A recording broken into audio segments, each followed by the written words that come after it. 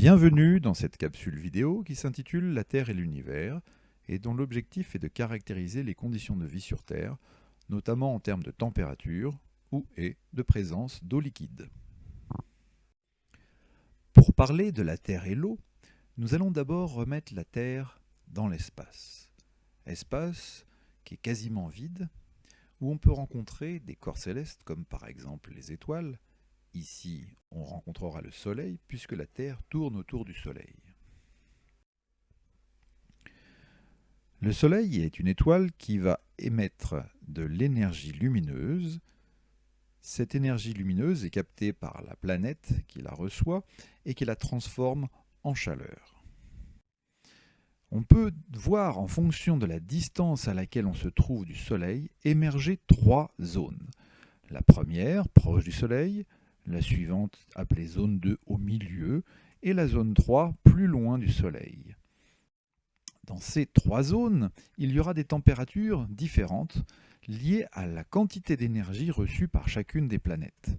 Ainsi, dans la planète 1, l'énergie lumineuse sera en grande quantité et donc cette planète chauffera davantage qu'une planète située sur la zone 2 où la température sera plus modérée, alors que dans la zone 3 la température sera relativement faible et on pourra dire que la planète se situe dans une zone froide.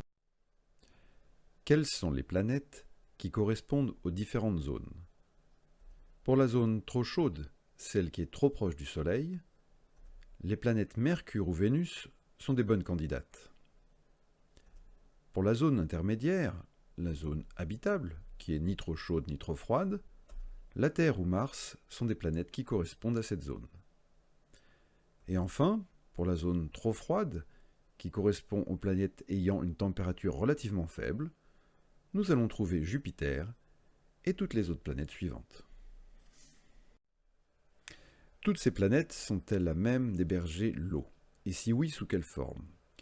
Pour les planètes situées dans la zone trop chaude, lorsque l'eau existe, et si elle existe, elle ne peut exister que sous forme vapeur, c'est-à-dire sous forme de gaz.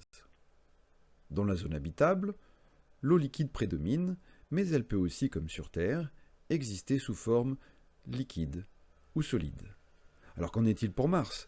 Mars semble héberger dans ses calottes glaciaires situées à ses pôles de l'eau sous forme solide, et parfois, il pourrait être observé lors de certains étés martiens que de la saumure, c'est-à-dire de l'eau salée, dévale les pentes de certains volcans. Mais attention, en petite quantité. Et enfin, pour les planètes situées dans les zones trop froides, si elles ont de l'eau, eh bien cette eau ne peut exister que sous forme solide, car il y fait trop froid. Alors pour conclure, vous pouvez voir sur cette image, trouvée sur le site dont l'adresse est spécifiée en bas, qu'il y a donc deux planètes relativement proches du Soleil, Mercure et Vénus, qui sont dans la zone dite trop chaude, puis après la zone habitable, qui héberge la Terre et Mars, et enfin la dernière zone, qui n'est pas spécifiée, qui est une zone trop froide, où se situent les géantes gazeuses. L'eau liquide est l'apparition de la vie. L'apparition de la vie est conditionnée à la présence d'eau liquide. Sans eau liquide, la vie ne peut se développer. Effectivement, sur Terre, tous les organismes vivants contiennent de l'eau liquide. C'est pourquoi, si la température ne permet pas à l'eau d'exister sous forme liquide, la vie ne pourra pas se développer sur la planète.